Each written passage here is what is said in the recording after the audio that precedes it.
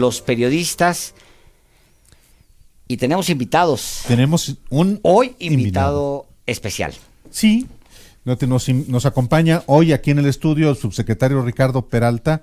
Él se hizo cargo de esta responsabilidad, pues no hace tanto, este mismo año, pero habíamos previsto algo, una presentación que tiene que ver con que de ser una secretaría, pues era la más poderosa del Ejecutivo Federal, pues en el sexenio de Enrique Peña Nieto retomó el control de la seguridad pública que le quitaron Vicente Fox y Felipe Calderón, pero hoy la Secretaría de Gobernación la volvieron a hacer chiquita, y a esa secretaría chiquita, no sé si sea una observación errónea, Ricardo, pues llegó usted en mayo de este año a hacerse cargo de la subsecretaría, pero aunque sea chiquita, tiene una cantidad de asuntos que atender, y en particular a usted le toca asuntos que tienen que ver con la gobernabilidad del país. Muchas gracias por la invitación. Bienvenido, Ricardo. Perdón. Gracias. Y yo sí les voy a hablar a ustedes de tú, yo les invito a que me hablen igual para que sea esto mucho más cálido.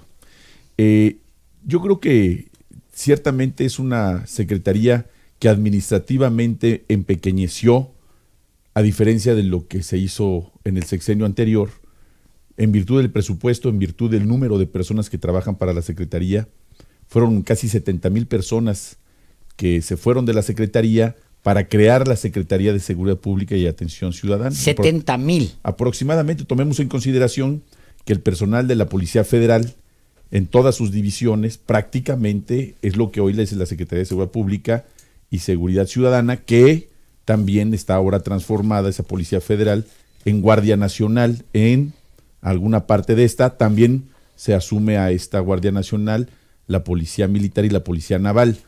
Pero hablando de la Secretaría de Gobernación, si acaso en el tema administrativo sí decreció, sin embargo su actividad regresa a ser la de la actividad política sin tener de la mano la seguridad pública, es decir, hacer política con represión como fue en anteriores sexenios. Hoy regresa a su espíritu, a su origen, que es precisamente la encargada nada más y nada menos que de la política interior, con 3 subsecretarías de 7 que tenía, y con una visión distinta, porque hoy el liderazgo de la ministra Olga Sánchez Cordero, con la trayectoria profesional que todos conocemos, le da una visión totalmente distinta a la política interior del país. Era una secretaría, hay que recordarlo porque mañana es 2 de octubre, pues que hace 51 años tenía en sus manos, era básicamente un garrote. Era un aparato de tortura. Era Luis Echeverría. Era Luis Echeverría Álvarez, el secretario. Era la Dirección Federal de Seguridad. La siniestra Dirección Federal de Seguridad. Tenía a su cargo una policía política que se encargaba de perseguir a los adversarios, donde se escribieron las peores páginas de nuestro país. Estamos hablando de finales de los 60s, principios de los 70s, y muchos años después conservó ese estigma de una secretaría siniestra. Y hoy tiene una cara distinta, insisto. La Secretaría de Gobernación, como se conoció, esa temible Secretaría de Gobernación, hoy se acercan todo tipo de grupos a ser atendidos. Hace rato hablábamos, antes de iniciar el programa, atendemos no solamente gente que va a resolver temas que tienen décadas sin resolverse en nuestro país y que simplemente administraron crisis. Por ejemplo, braceros, ferrocarriles, ESME. Tenemos 4, 5, 6 sexenios con problemas sociales donde solamente administraron crisis, y hoy estamos resolviendo esos problemas añejos, y por eso me atrevo a decir que es una Secretaría de Gobernación completamente distinta. Nosotros vamos incluso a donde hoy encuentran voz aquellos que nunca fueron escuchados. Si ustedes recordarán, hace unos meses todavía fuimos a lugares donde era inimaginable pensar que alguien del gobierno federal iría, y menos la Secretaría de Gobernación. Tamaulipas, Michoacán. Y no a cualquier parte de Michoacán, y no a cualquier parte de Tamaulipas. Con esos grupos de autodefensas con los que estableciste comunicación, pero luego el presidente te regañó y te dijo, ya, con esos no. No fueron autodefensas, fíjate que eso precisamente fuimos a hacer. a quitarle el estigma a poblaciones enteras. Yo fui invitado por presidentes municipales para atender a la población. En un primer evento en Michoacán, que fue en La Huacana, en el municipio de La Huacana, atendimos a más de 25,000 personas en un evento masivo extraordinario. En un segundo evento, que fue el último, se juntaron más de 40,000 personas en Tamaulipas, en el municipio que ustedes conocen muy bien, que es el municipio de Hidalgo, en Tamaulipas, está muy cercano a Padilla, que también es emblemático por lo que ha ocurrido y ocurrió ahí. Se juntaron un poco menos de 20,000 personas. Entonces fue una ocasión extraordinaria para visibilizar a una población que ha vivido estigmatizada, señalada, incluso marginada y olvidada económicamente hablando, porque no acudió allá el desarrollo ni el crecimiento económico, precisamente por señalarlos como parte de grupos armados que no lo son. En aquella ocasión recuerdo que me dijeron, oye, en ese lugar hay personas que andaban armadas. Yo no vi ninguna persona armada más que los propios policías que iban custodiando los eventos, y además tienen órdenes de aprehensión. Y mi cuestionamiento fue al revés: si los conocen, saben quiénes son, los tienen identificados, saben su fisonomía, su biométrica, y tienen órdenes de aprehensión, ¿por qué no los han detenido? Si son los que están agraviando a la población, pues sí, sobre todo si tienen facultades para detenerlos, que son la policía estatal, etcétera, ¿no? A ver, mañana hay un reto importante, y también para una secretaría con este nuevo espíritu es un reto muy importante. O sea, mañana, tradicionalmente esas marchas, la marcha del 2 de octubre, pues es vigilada por el Estado mexicano, y a la vez, pues, tiene que garantizar ciertas condiciones de seguridad para la población y para los que marchan. O sea, son retos dobles. Ahora, pues no hay, creo, necesidad de vigilar, porque los que van marchando ahí seguramente se salieron de su oficina minutos antes. Ahora es un gobierno de izquierda. Muchos de los que están hoy en gobierno estuvieron en esas marchas. No, olvídate tú de las marchas, estuvieron en el 68. Claro, por supuesto. Pero mañana también hay que garantizar que no se les vaya a colar grupos que acostumbran a reventar esas marchas. Mañana es la conjunción de derechos. El derecho de expresión, la libertad de tránsito, el derecho al trabajo, el derecho a la profesión. Yo creo que el día de mañana ya no establecerá la Secretaría de Gobernación lo que tradicionalmente se hacía, que es ir a vigilar a quienes se expresan. Hoy incluso se les va a acompañar de la mano a todos estos que se van a ir a expresar. Son distintas escuelas, distintas instituciones públicas y privadas incluso, que tradicionalmente han marchado. Mañana se espera aproximadamente a nivel nacional, porque son 16 entidades federativas en las que se tiene registro que se va a hacer una conmemoración de ese sangriento 2 de octubre, de esa matanza del 2 de octubre. Van a marchar en 16 entidades federativas y se calcula que sean un poco menos de 73,000 personas que acudan a nivel nacional a esta manifestación. Por supuesto que aquellas personas que van a expresar su manifestación respecto a lo que sucedió el día 2 de octubre, están sujetas también no solamente a cumplir con la ley, sino también con el riesgo de que, como bien dices, puedan acudir a aquellos que no necesariamente acompañan esta marcha, sino que van a romper con una expresión popular. Y aquellos que lo hacen, y que lo hemos visto y que lo vimos hace unos días además, y que lo han hecho tradicionalmente también en otros años, y que los vimos haciendo destrozos en locales comerciales y cometiendo tropelías, vandalismo primordialmente, yo creo que esos no son aceptados por ninguna sociedad, y lo que buscan es ser visibilizados y provocar. Y este gobierno, hablo del gobierno federal, no es un gobierno que caiga en provocaciones, pero lo que sí puedo decir es que es un gobierno firme. Sin embargo, la seguridad de todos los manifestantes y de las distintas ciudades corresponde a la autoridad local, donde se está haciendo una planeación de un cinturón de paz. Va a marchar, por eso que se va a acompañar, va a marchar conjuntamente con esta expresión personal dentro de las propias marchas, vestido de blanco, donde se garantiza la libre expresión de cualquier persona, donde queremos visibilizar a quienes no quieren que se cumplan los derechos. Por eso hablé del principio de que es un encuentro de derechos. Ricardo, Gobernación se quedó sin el CISEN.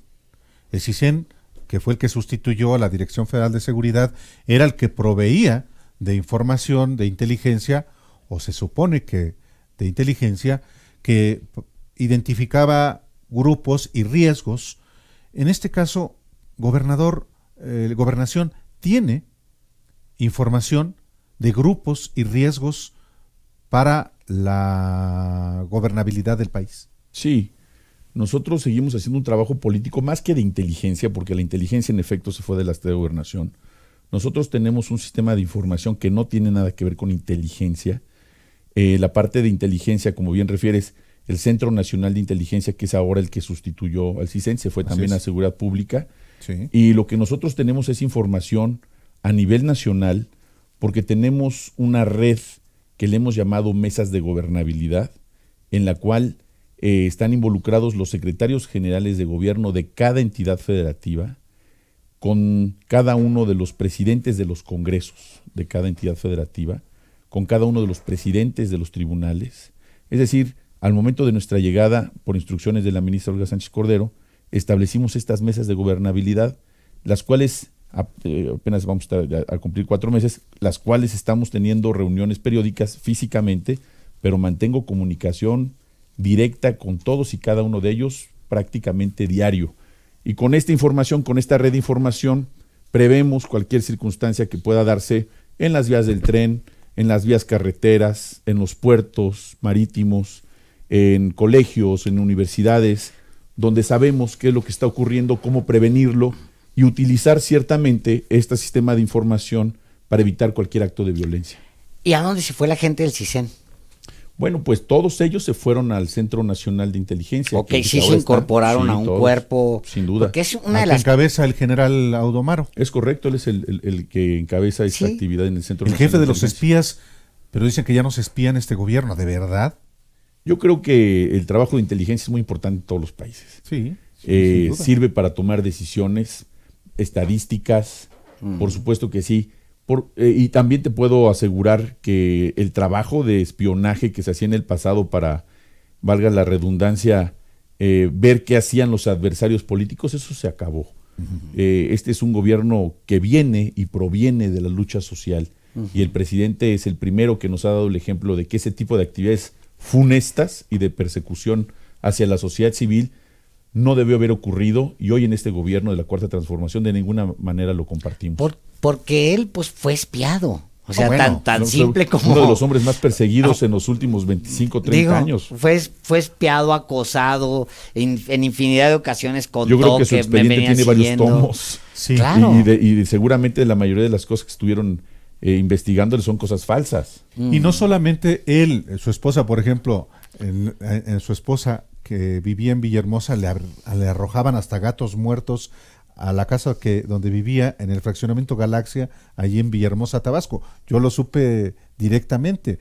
Sí, y como López Obrador, muchos otros dirigentes del PAN, de todos los fueron partidos, claro, durante muchos dependiendo años, quién tuviera el garrote en la mano. Manuel Cloutier, Claro. El expediente de Manuel Cloutier es voluminoso justamente por los métodos de espionaje que existían, pues hasta hace no mucho, nada menos que el sexenio pasado con el este programa Pegasus, con el que se espiaba a periodistas, a defensores de derechos humanos, hasta empresarios. Bueno, todavía hay gobiernos locales, ¿no?, que tienen todavía aparatos de espionaje. ¿Sí es correcto? No lo sé, nosotros estamos en el gobierno federal. Yo creo que la información que surge para efecto de conocer cómo se deben de tomar las decisiones son importantes para todos los gobiernos. Lo que sí es denostable es que se investigue y que se espíe a particulares. Yo creo que este tipo de actividades, si es que existen, tienen que ser totalmente enfocadas para la seguridad pública y la seguridad nacional. Hay un cambio en la Secretaría de Gobernación, es una Secretaría de Gobernación evidentemente distinta y evidentemente con otro carácter. Ese es un hecho, empezando con la ministra en retiro, que primera secretaria de Gobernación mujer, por supuesto. Primero mujer, ¿no? Y luego siguiendo con su mismo... Primer notaria en la Ciudad de México. Imagínate. O sea, sí hay un... Senadora con licencia. Pero la que, Senadora con licencia. Y ex secretaria de Gobernación cada rato, sobre todo salen versiones desde el Senado, ¿no? Pues ya fueron acalladas todas esas versiones. Y nada más y nada menos por el propio presidente, que no solamente ha avalado la gran labor que ha hecho la ministra Olga Sánchez Cordero. Y se los digo, ojalá que nadie nos escuche, pero la verdad es que ha hecho un trabajo extraordinario en la Secretaría. Hijo, no creo que nos vayan a escuchar. Ojalá que no, pero la verdad es que es un placer trabajar de una mujer, al lado de una mujer tan preparada, tan ordenada, tan disciplinada, con tal vitalidad, porque es una mujer, y yo la acompaño todos los días al gabinete de seguridad. Nos levantamos todos los días a las 4 de la mañana, seguimos trabajando a las 10, 11 de la noche todos los días, y con una enorme vitalidad. Ella tiene una gran pasión por el país. No se ve, pero sí se siente la Secretaría de Gobernación. Fíjate que no recuerdo exactamente quién fue el que acuñó esa frase. Hace poco la volví a escuchar, ya la había oído varias veces, y yo creo que es una frase que tenemos también que desechar de la filosofía de la Secretaría de Gobernación. Nosotros tenemos que hacer un trabajo de gobernabilidad en paz, porque esa suena una frase amenazante, una frase hasta ciertamente violenta, como si fuera un tema precisamente siniestro.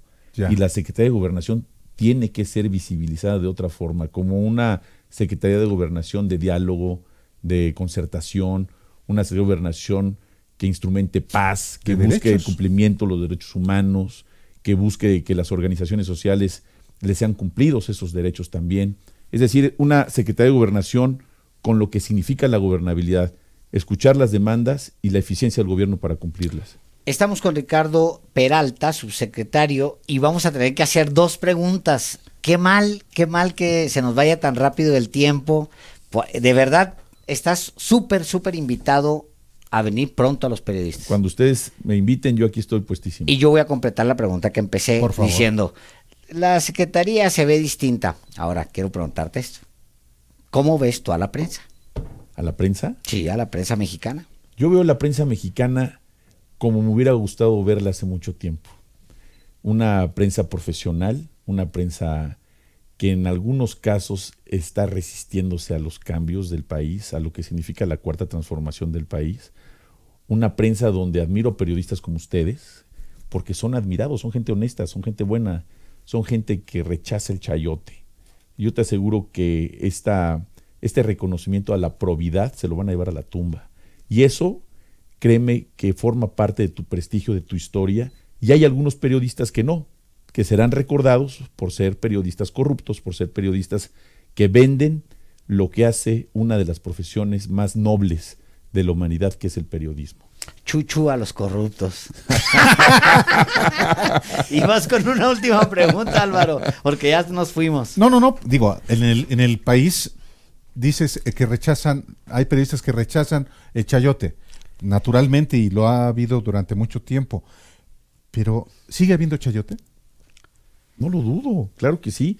El pensar que la fenomenología, la tipología penal acabe, porque yo lo digo, es parte de la conducta humana. Desafortunadamente hay gente que, si bien es cierto que no nacieron siendo delincuentes, se han hecho y se acostumbraron a una práctica. ¿Pero quién lo da?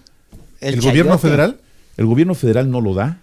Pero sí, ¿quién lo está repartiendo? Me recordabas un artículo que salió ayer publicado, que escribí. Sí, exacto. El gobierno federal no tiene presupuesto para el chayote, pero hay quienes siguen acostumbrados, que no necesariamente tiene que ser de un gobierno. El chayote, cada quien es dueño de su chayote, de quien lo da y quien lo recibe. Hay gente que sigue pagando notas falsas y lo leemos diario.